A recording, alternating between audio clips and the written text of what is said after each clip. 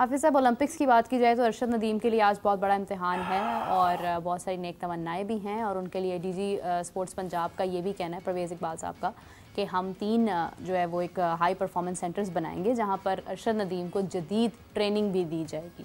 तो हाफिज़ साहब, ये सारे वादे उस वक्त जब वो अपनी कारकर्दगी पर, अपनी मेहनत पर, अपनी बिना पर यहाँ तक पहुँचे कि जी सेंटर्स बनाएंगे। अच्छा। और ट्रेनिंग जो है वो जदीद ट्रेनिंग जो है वो अरशद नदीम साहब को मिलेगी।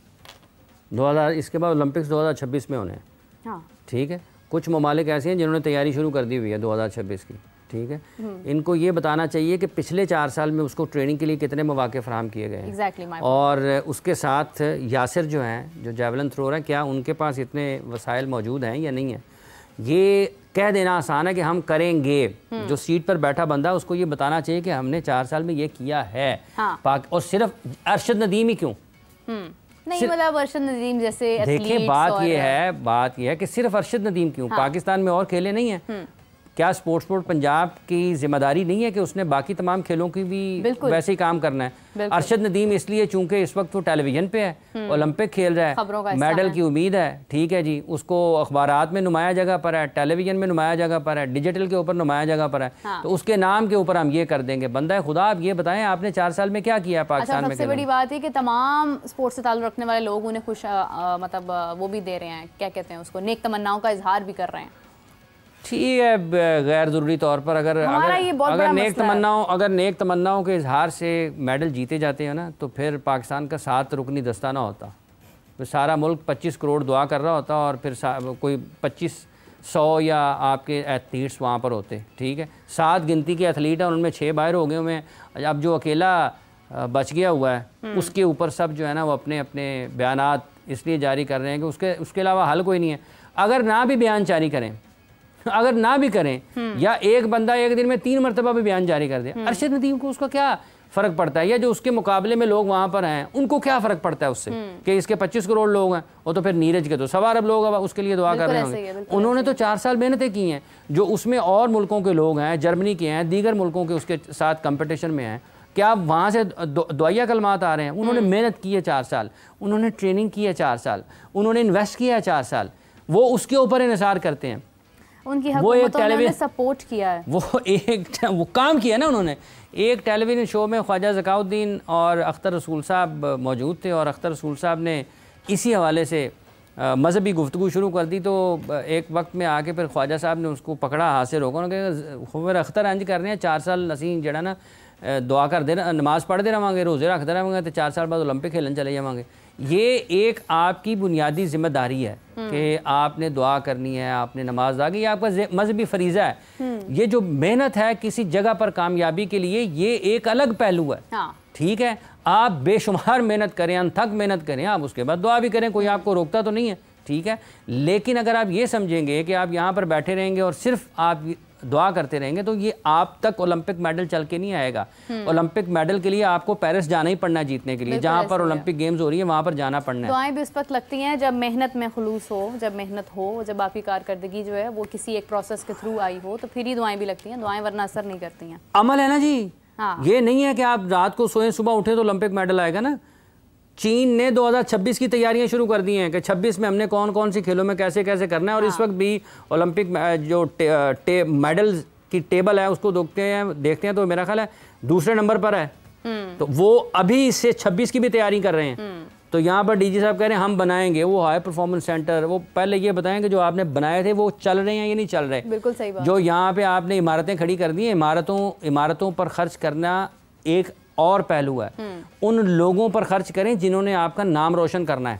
जिन्होंने आपके लिए मुख्तलिफ मुकाबलों में जाके शरीक होना है, उनकी ज़रूरियात को पूरा करें कि जनाब आपके पास अभी हम बिल्डिंग बनाएंगे, इसमें टाइम लगना है ना 2 साल 3 साल 4 साल, लेकिन आपको मौजूदा आज के वक्त में हम आपके लिए आइंदा 6 माह में क्या कर सकते हैं। टूर्नामेंट ही नहीं मिलते। यहाँ पर स्टेडियम्स जो है उनकी रिकंस्ट्रक्शन हो सकती है एंड 5 महीने पहले, तो सेंटर्स भी बन जाएंगे। इसमें कौन सी बड़ी बात है, पाकिस्तान है। वो देखिए क्रिकेट का जो काम है ना, वो क्रिकेट का काम और तरीके से चलता है। वो आप उसको, हालांकि ये बात और है कि क्या इस वक्त करना चाहिए था या नहीं करना चाहिए। ठीक है, वो उन्होंने शुरू किया, अच्छे वक्त पे ख़त्म करें। चैंपियंस ट्रॉफी में लोग अच्छा मंजर देखें, लेकिन फिर लोग सवाल करेंगे जो सामने बैठे होंगे, यार आप तो तुझे चंगे चंगे कमरे में बह गए हो, सानू एडी दूर बैठाया है। वो एक तकसीम आएगी। लेकिन बहरहाल जो अच्छा है ठीक है, अगर तामीराती काम हो रहे हैं ठीक है, और भी स्टेडियम्स जो हैं उनको भी ठीक करना चाहिए, ये जो कदाफ़ी है इसको भी और ठीक करना चाहिए। लेकिन जो सरकारी काम है वो तो डीजी साहब ने पता नहीं कल उनका तबादला हो जाना है। डीजी साहब को कौन सा पता चलता है, वो आज यहाँ पर हैं, कल किसी और जगह पर हैं, परसों किसी और जगह पर हैं। वो जो नए हर डीजी साहब आते हैं वो अपनी सोच के साथ, बजाय इसके कि कोई पॉलिसी हो, पॉलिसी के ऊपर जिसने आना है अमल करना है, नहीं, जो आएगा अगर उसको क्रिकेट पसंद है वो क्रिकेट अकेडमियाँ बना देगा, जो आएगा उसको बैडमिंटन पसंद है वो कहेगा सारे पंजाब में बैडमिंटन के जो है ना वो कोर्स लगा दो, भले प्लेयर हों या ना हो।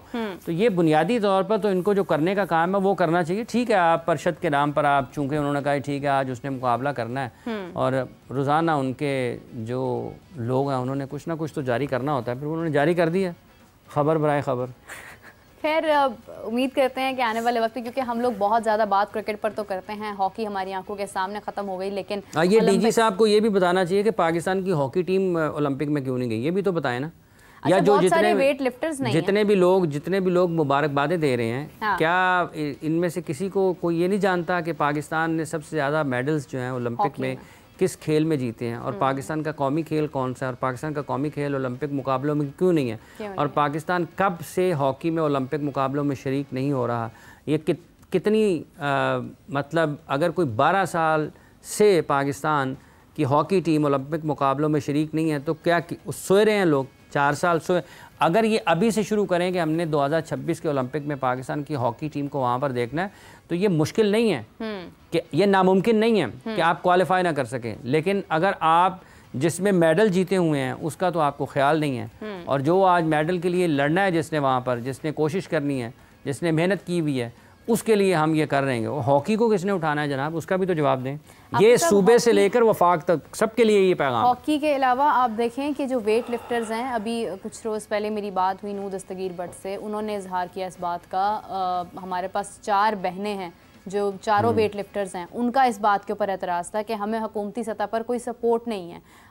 नूर दस्तगीर भट्ट ने बताया कि मैंने जिनको शिकस्त दी थी इससे पहले वही आगे भी लोग हैं, मैं जानता हूं कि मैं किस तरह से परफॉर्म कर सकता था, लेकिन मुझे कोई हुकूमती सपोर्ट थी ही नहीं। एक हद तक तो ठीक है आपकी फैमिली आपको सपोर्ट करती है, आगे एक टाइम पर हुकूमत की ज़रूरत होती है। हम किसी भी शोबे में ओलंपिक्स के अंदर हम बहुत सारे खेलों के अंदर आगे जा सकते हैं, लेकिन हमारी तरफ से सिर्फ 7 एथलीट्स गए हैं, और ये नहीं है कि हमारे पास खिलाड़ी हैं नहीं, खिलाड़ी तो हमारे पास मौजूद है। देखिए यही बुनियादी मसाइल हैं। अगर अरशद नदीम का जिक्र है तो मुद्दा क्या है, मुद्दा यही है कि जो जीत रहा है उसके नाम पर आपको क्या ज़रूरत है, जबकि आपका कोई हिस्सा ही नहीं है उसमें, कोई हिस्सा नहीं है ना। हाँ। या तो आप हिस्सा बताएं कि आपने उसको यहाँ तक पहुँचाने में क्या किरदार अदा किया। अगर आपका निज़ाम इतना अच्छा होता तो क्या वो निज़ाम सिर्फ अरशद नदीम के लिए काम कर रहा है? बाकी जो सैकड़ों हज़ारों खिलाड़ी हैं मुल्क भर में, हज़ारों लाखों खिलाड़ी हैं मुल्क भर में, क्या आपका निज़ाम उनके लिए कहीं हरकत में नहीं आता? सिर्फ अरशद नदीम के लिए काम कर रहा था निज़ाम और वो वहाँ तक पहुँच गया, तो बाकी सब लोगों का किसने साथ देना है? उनके लिए जो टूर हैं वो किसने ऑर्गेनाइज़ करने हैं, ट्रेनिंग किसने उनके लिए तरतीब देनी है, उनके लिए जो मुख्तलिफ बैनुल-अक़वामी सतह के मुकाबले हैं उसमें शिरकत को यकीनी किसने बनाना है? ये सारे के सारे उन लोगों के काम है जो फेडरेशंस में हैं, जो स्पोर्ट्स बोर्ड है, पंजाब का है, पाकिस्तान स्पोर्ट्स बोर्ड है, ये उनकी ज़िम्मेदारी है। अगर वो नहीं करेंगे और तो फिर ठीक है, आप ये वहाँ पर बड़ी पंजाबी की ऐसी ऐसी मिसालें हैं जो मैं यहाँ पे तो नहीं बता सका, लेकिन समझ गए हैं लोग। कुछ देर बाद हम डिस्कस करेंगे, लोग समझ गए हैं कि क्या इस पे मिसाल साथ है, उनको लग जाएगा पता।